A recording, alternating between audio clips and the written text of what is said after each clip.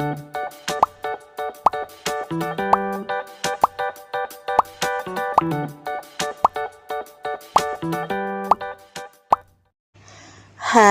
Assalamualaikum. Selamat datang di Nawasana Channel. Hari ini saya akan melanjutkan membacakan novel yang berjudul Terpaksa Menikahi Bad Boy Season 2 Bab 9. Jangan lupa di like, komen, dan subscribe ya. Selamat menikmati. Jenazah Dharma disemayamkan di rumah Shanum dan Zahran. Sejak tadi para pelayat tidak henti berdatangan. Orang-orang dari tempat tinggal Dharma juga berdatangan ke sana. Shanum tak bisa menahan duka. Dia tahu kalau dia tidak boleh berlebihan menangisi orang yang telah meninggal. Tapi perasaannya tak bisa dikendalikan. Dia benar-benar belum siap kehilangan Dharma. Arkana juga tak berhenti menangis. Walau masih balita, tapi dia sudah mengerti kalau sang kakek sudah tiada dan pergi untuk selama-lamanya. Shanum tak kuasa dan tubuhnya melemah seketika. Dia hanya menangis di dalam kamar sementara para pelayat yang memenuhi ruang lantai bawah rumah saling bergantian melantunkan doa-doa. Mah, kakek. Arkana tak bisa menahan isak tangis. Arkana berbaring dengan hati terluka bersama dengan Shanum. Doakan kakek ya.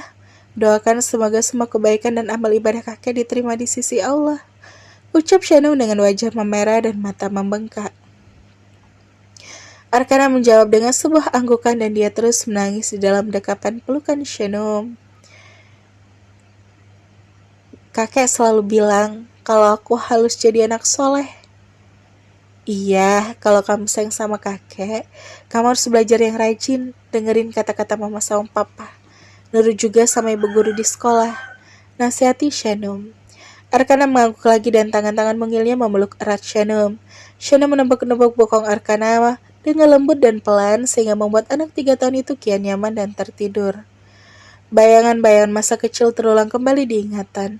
Shanum ingat bagaimana Dharma selalu menyayanginya. Di saat Yayu berlaku tidak baik pada Shanum, maka Dharma akan selalu jadi tameng untuknya. Tok-tok, Num, ini kami Aira sama Mirna. Ada yang mengetuk pintu kamar dan itu adalah kedua teman baiknya Shanum. Shanum senang sekali dengan kedatangan mereka. Shanum segera bangkit dari pembaringan lalu membukakan pintu. Aira dan Mirna tahu betul seberapa terlukanya Shanum atas kehilangan bapak angkatnya itu. Num, tidak menunggu lama lagi. Shanum menangis lagi tapi dengan segera Mirna dan Aira memeluknya untuk berbagi duka. Tiada kata untuk sementara waktu itu. Mereka hanya menangis bersama sambil saling memeluk satu sama lainnya. Sabar yang Num, Pak Dharma itu orang soleh. Gak perlu mencemaskan lagi. Beliau akan mendapatkan tempat terbaik di sisinya. Ucap Aira mencoba menguatkan. Shanum tak banyak bicara. Dia hanya ingin menangis saja. Shanum belum puas meluapkan rasa dukanya itu.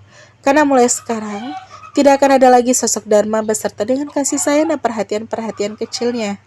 Shanum tak bisa membayangkan bagaimana ia menahan rindu terhadap Dharma nantinya.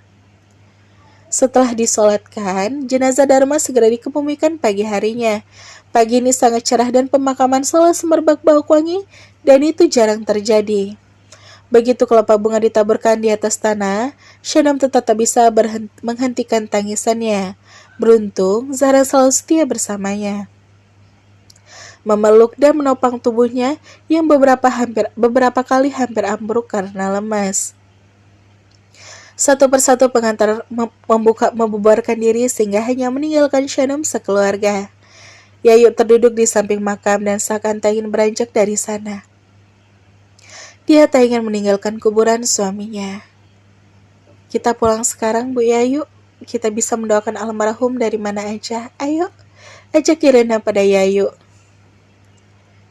Saya mau tunggu di sini sampai saya terbangun dari mimpi buruk ini. Ini cuma mimpi kan? Saya masih gak percaya kalau ini nyata. Gak mungkin Bapak ninggali saya secepat ini. Tanpa pamit, tanpa kata perpisahan, tanpa tanda. Racau Yayu, dia sungguh sangat terpukul dengan kepergian suaminya. Istighfar Bu, ini sudah takdir. Walau ini pahit, Tapi ini adalah takdir yang harus kita terima, tegur Zahran. Shanum setuju dengan perkataan Zahran, tapi duka pasti takkan berlalu secepat kilat. Benar kata Zahran, ayo pulang bu, di sini semakin terik, ajar Irena pada Yayu. Arkana kecil berjalan lebih dekat ke arah Yayu lalu menarik cemar Yayu dengan tangan mungilnya. Ayo pulang nek, aja Arkana. Yayu menatap pada Arkana dan setidaknya duka di hati terobati dengan sikap peduli cucunya itu. Udah ya, nenek jangan nangis lagi. Aku juga udah gak nangis lagi loh. Lalu sebelah tangan mungilnya minyak sisa basah di wajah Yayu. Yayu malah tambah terharu. Ayo sayang, kamu tuntun nenek Yayunya ya. Kata Irena mendorong Arkana untuk menguatkan sang nenek. Iya omah, ayo nek. Karena Arkana yang mengajak, Yayu pun tak bisa menolak. Akhirnya Yayu mau bangkit dari duduknya. Mereka memang sudah terlalu lama ada di sana. Nenek jangan sedih terus ya. Nanti aku akan temani nenek tidur, biar nenek gak sendirian. Celoteh Arkana dan berjalan menuntun Yayu. Iya nak, jawab Yayu masih dengan isak tangis yang perih. Irena dan Ilham gemas sekali dengan tingkah sang cucu. Shanum dan Zahran juga gemas sekaligus bangga dengan sikap putra sulung mereka. Lihat deh mas, Arkana pinter banget ya, udah bisa menghibur kayak gitu, kata Irena pada Ilham. Iya, dia pintar dan mengemaskan, sahut Ilham. Mereka pun meninggalkan pemakaman. Walaupun Dharma sudah tiada di dunia, tapi kehangatan dan kebaikannya akan selalu abadi dikenang oleh semua orang. Juan sudah pulih, dia sudah diperbolehkan untuk pulang. Kebetulan Archila standby di jam itu, karena seperti biasa, teman-teman Juan sibuk bekerja dan kuliah di siang harinya. Aku bawa motor, aku antri kamu pulang ya, kata Archie. Dia masih ingin menuntaskan rasa tanggung jawabnya pada Juan. Gak usah, aku mau telepon si Gary, buat datang ke sini buat jemput, kata Juan. Loh, bukannya Bang Gary sibuk kerja di bengkel kalau siang-siang begini? Juan mengabaikan Archie dan tetap menelpon Gary. Juan ingin dijemput oleh Gary atau siapapun anak The Wolf. Biar aku aja ngantar kamu, izinkan aku buat menebus rasa bersalahku sampai aku benar-benar ngantri kamu pulang ke rumah kamu. Juan melirik ke arah Archie. Sepertinya Archie bersungguh-sungguh, dan Gary juga tak mengangkat panggilan dari Juan. Anak-anak The Wolf selalu kompak, tidak ada yang menyahut di grup. Juan kesal, tapi dia tak bisa apa-apa. Rencana sepulangnya dari rumah sakit, Juan akan mampir ke rumah Zahran untuk berbelasungkawa atas meninggalnya Dharma. Aku punya SIM kok, udah biasa boncengin orang, kata Archie menegaskan, mencoba meyakinkan Juan kalau dirinya bisa membonceng Juan dan mengantar Juan selamat sampai ke tujuan. Gary tak juga mengangkat telepon, dan akhirnya Juan tak memiliki pilihan lain. Alhasil, Juan mau dibonceng diantar pulang oleh Archie, naik motor metik dan sungguh Juan merasa tidak biasa. Biasanya Juan menunggangi motor gagah bermesin 500 cc dengan kebut-kebutan. Kayak siput bisa satset-satset gak sih? Cibir Juan. Dia tak bisa dibawa santuy di jalanan. Ini udah 40 km per jam, udah ngebut loh. Seru Archie dengan keras karena suaranya harus berkejaran dengan angin dan yang berembus. Ngebut apaan? Kayak gini dibilang ngebut. Cibir Juan lagi. Ih, bawel banget. Gerutu Archie kesal. Padahal biasanya Archie tak pernah membawa motor sekencang itu. Di depan belok kiri, arahkan Juan. Iya. Archie menurut. Dia tak tahu kalau Juan akan pergi ke rumah temannya. Archie kira Juan akan pulang ke rumahnya langsung. Juan terus mengarahkan sampai masuk ke dalam komplek perumahan Zahran dan Shanum. Loh, kok banyak karangan buang ucapan duka cita? Archie kerenan dan tak mengerti kenapa Juan berhenti di depan sebuah rumah yang masih dihiasi dengan belasungkawa karangan bunga ucapan duka cita. Udah, sana kamu pulang aja, kata Juan cepat-cepat turun begitu sampai. Juan melepaskan helmnya lalu menyerahkan pada Archie. Ini rumah kamu? Tanya Archie masih terheranan. Bukan. Loh, terus aku kan udah janji mau antar kamu sampai rumah kamu. Kalau malah mampir-mampir ke rumah orang lain sih? Ini rumah sahibku, mertuanya baru aja meninggal, ngerti? Omeli Juan lama-lama jengah, juga dengan Arsy yang cerewet. Oh ya udah, aku tunggu di sini. Gak usah, sana pulang aja. Usir Juan. Gak apa-apa, aku tungguin biar sehabis dari sini aku lanjut diantari pulang sampai ke rumah kamu. Mumpung hari ini aku libur, kata Arsy begitu kekeh. Ngeyel banget sih, gerutuk Juan gemas. Bro, tak lama Zaran keluar dari dalam gerbang rumah dan menyapa.